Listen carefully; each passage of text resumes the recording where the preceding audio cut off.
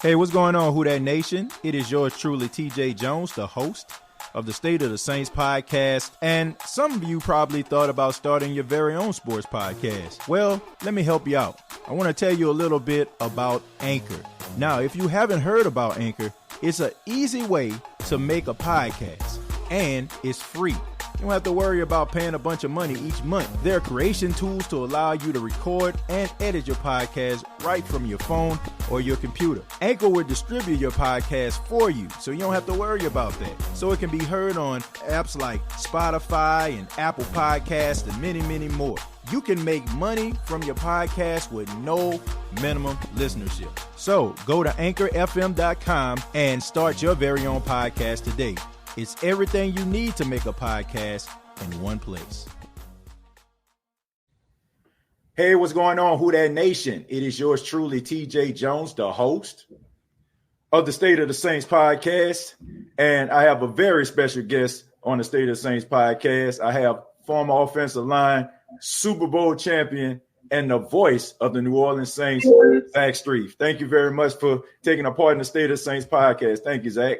Yeah, absolutely. Thanks for having me. Good to be here. I'm looking forward to having a reason to talk about football finally. Yeah, thank you. I mean, training camp just kicked off today. A lot of pictures are being put up right now. A lot of fans in the Who Dat Nation are excited about it.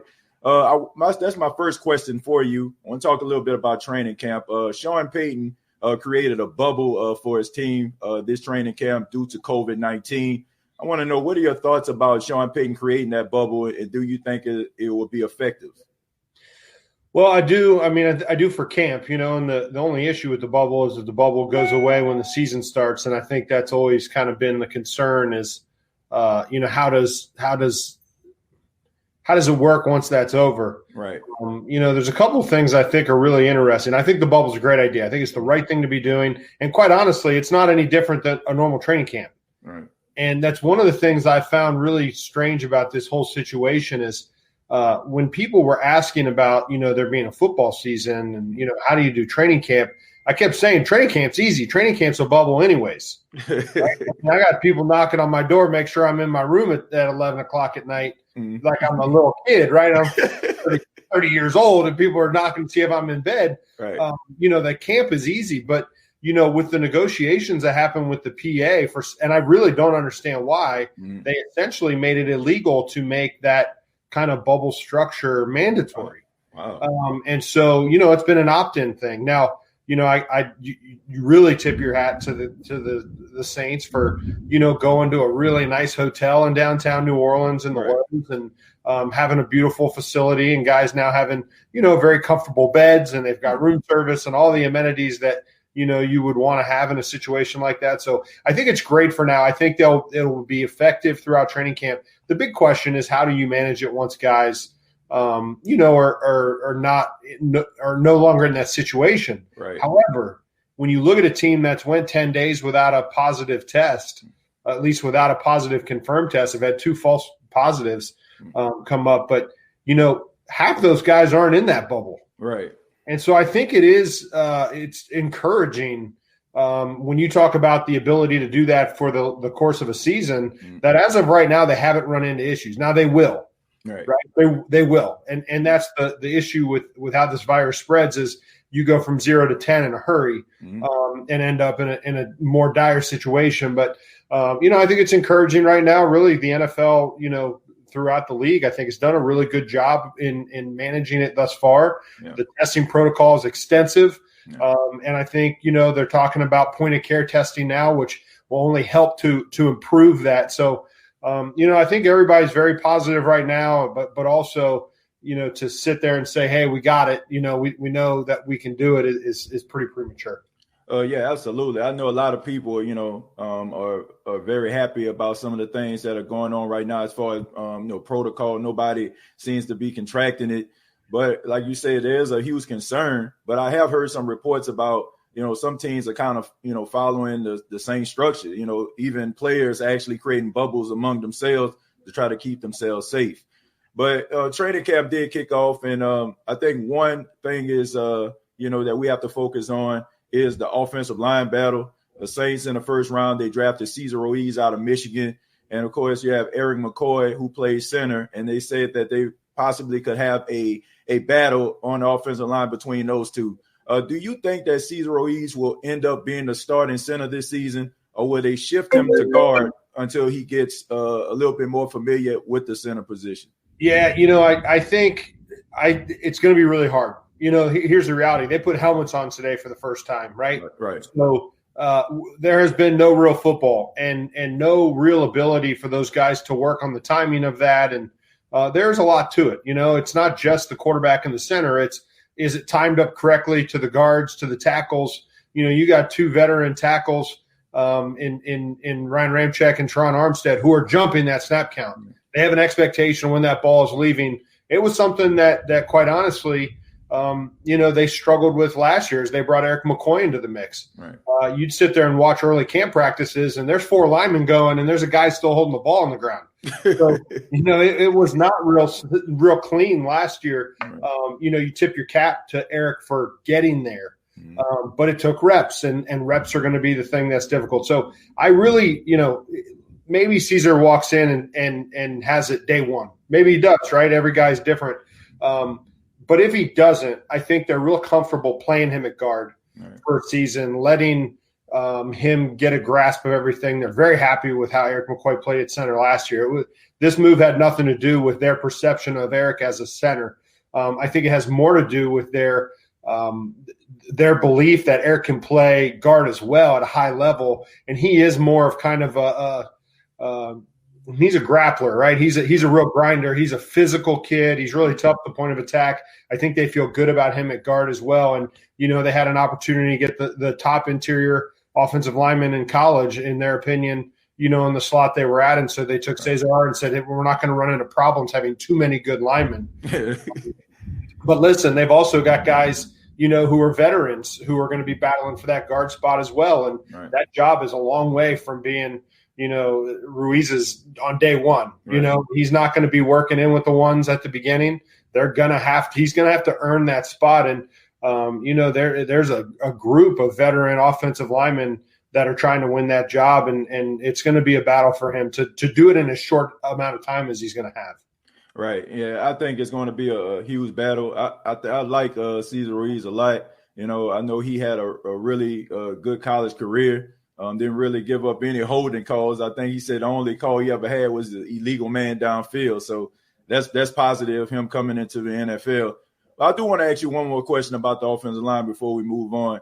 Someone that you mentored, Ryan Ramczyk, he entered the NFL top 100 for the first time. I want to know, what do you think about the development of Ryan Ramczyk and, how he has developed as a player?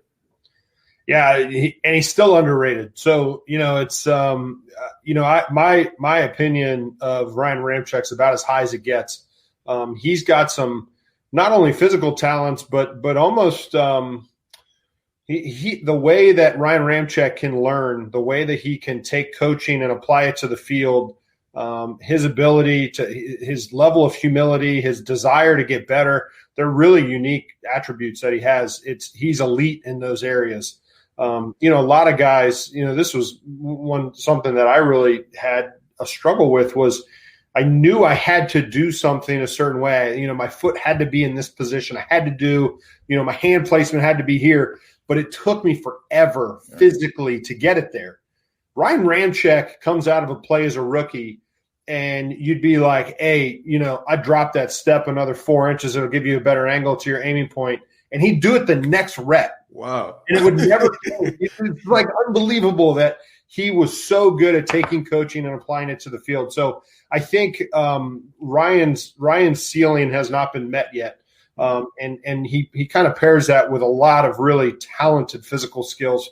I think he's every bit the equal of Teron Armstead, and I think there's a reason why they are commonly referred to as the best tackle duo in the NFL, and I think they deserve it. Yeah, I think Ryan Ramczyk is the best right tackle in football, and I think I've been saying that for a while.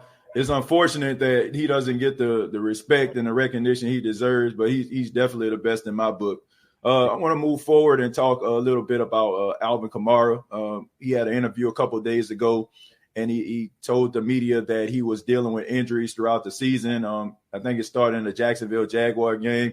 Turned out he had a MCL issue. So I just wanted to know, what do you think about Alvin Kamara, and what do you think you'll see for him this 2020 campaign? There's a couple things. First of all, it's always a speculation, right? You always have to speculate on it. But it was pretty blatantly obvious that Alvin was not the same player after that football game. And there's two things I take away from it that I find incredibly promising. One, Alvin Kamara wanted to be a part of that football team. He wanted to continue to grind it out. He wanted to go and play at 75% effectiveness because it gave his team the best chance to win. So you've got a great teammate, a guy that's doing the things the way that you want them done. And let's not fool ourselves at a position where 1.5 year of down productivity is going to cost you money if you can't replace it. True. And so, for a running back to do that in this day and age is pretty selfless. And I think it speaks a lot to Alvin Kamara's character. I think it speaks a lot to the type of teammate that he is. And it also, when you think back before that football game, Alvin Kamara was the most dominant running back in football for 4 games of the season last year. I mean, you go back and watch the Seattle game and watched and listened to the comments coming out of that defense after that game of like, we had no idea what that guy was, right? I mean, we really underestimated him. And so I think what it gives you a lot of hope and promise for is you got a guy that's about the right things. He's doing things the right way. And if he can get healthy this offseason like he feels he is, and turn around and not have an injury situation, which is what happened to him last year. It's not like he's just breaking down. He had an injury happen. If it's back to 100%, you've again got one of the top running backs in football, back into your lineup.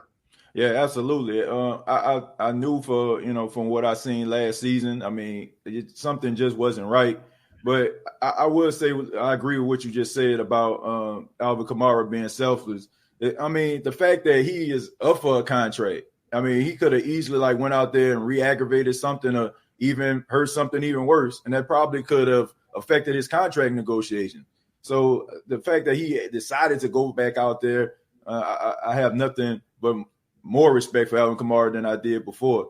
Finally, I want to ask you about someone that you protected for a very long time, quarterback Drew Brees. In the offseason, he kind of changed up his workout.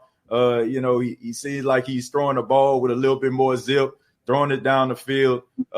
What is it about Drew Brees that makes him so special as a quarterback that he, at age 41, he's still trying to find ways to become better?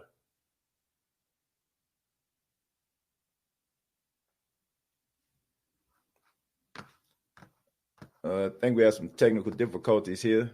We think Zach Strief, he froze up for us. Hello? Let's see if we can bring him back in. We got some technical difficulties here with offensive lineman, voice of the New Orleans Saints, Zach Strief. We'll try to bring him back in once we get everything straight, man. But thank y'all very much for checking out this interview with Zach Strief. Hopefully we can get him back in, man. But in the meantime, let's see who's in here. Special shout out to Jared Poore. I see Ace in the building. Brian is here. Dave. Yeah, man.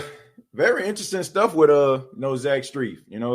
He touched on a lot of things. I wanted to get his opinion on Drew Brees. I know he knows a thing or two about Drew Brees, man. I mean, we know about, when he made his retirement speech, he talked a little bit about Drew Brees. He talked a little bit about how much Drew Brees meant to him, as a quarterback. So I'm pretty sure, he probably has a lot to say about, Drew Brees and, the way that he actually, plays the game and how he approached the game. But hello? We lost power. Sorry. Okay. No, it's okay. It's okay, Zach. Our power went out here. My router disappeared, so I apologize for that. And now I got all kinds of silly stuff going on. I'm sorry. So listen, Drew, the thing that's really interesting to me about Drew that's kind of fascinating as a observer is his ability his ability to continue pushing to get better at that age is really kind of fascinating. Yeah. It really goes against human nature, right? Like you would think Drew Brees is an expert at throwing a football. At some point, you stop trying to throw it better. Right. And that's not who he is, right? And it's just it's how he got to where he is, and I think he believes strongly in that process. And part of that is surrounding yourself with experts in the offseason that can get you into a better place. And I certainly know from getting to a point in my career where you start getting older and you start looking for edges. He's so far past even where that was. And I also, believe that in that process, he finds real answers. Right. It's not baloney. It's not like, I'm going to just say that I feel better and maybe I'll feel better. I think you really can, in today's day and age, push the limits of what your body can do at particular ages. And he's really found ways to continue, to improve himself. And, and with that goes the adaptability of your skill set and what it is. So, we've seen Drew over the last few years not be able to drive the ball down the field as effectively as he did earlier in his career. There's no doubt about that. Right. But how did he combat that? Well, he combated it by completing 74% of his passes, and putting the ball in his playmakers' hands and moving the ball down the field. At the end of the day, that's the goal, right? Is to move the ball down the field and score points. He's done those things, effectively. And yet in the back of his mind constantly, I don't think has been, I'm never going to be able to do it again. Right. It's, I need to find the answer of how to do it again. And, I don't take the statements that he's made about how he feels as lip service, because it's really not the kind of guy that he is. So I think it's exciting, and I'm excited. We'll be out on Monday at practice, and I'll be excited to see if you can tell. Can you see it? And certainly I think if it is a noticeable difference, and he has found a way to gain some distance or some zip and a little bit more ability to drive the ball than he did the last 2 or 3 years, that's a huge development for the Saints, maybe bigger than anything else could have been. Yeah, absolutely. I'm looking forward to watching Drew Brees play this season, and we're definitely looking forward to hearing some of your calls. I mean, you've been a part of some historical calls, when it comes to Drew Brees, breaking records, and we're looking forward to hearing you actually report live from the Super Bowl in Tampa this season. There you go. I'll tell you what, 2 years in, I thought I was going to get to go twice. So I feel like it's got to be our time eventually here. Hopefully it's this year. Yeah, third time's a charm. But thank you very much, Zach Strief, for being a part of the State of the Saints podcast. And once again, like I said, we're looking forward to hearing from you this season. Thank you so much. Yeah, thank you, bud. I'm sorry about our power, but it was great joining you, and you guys enjoy the season. Okay, thank you. All right, take care. All right. Thank you.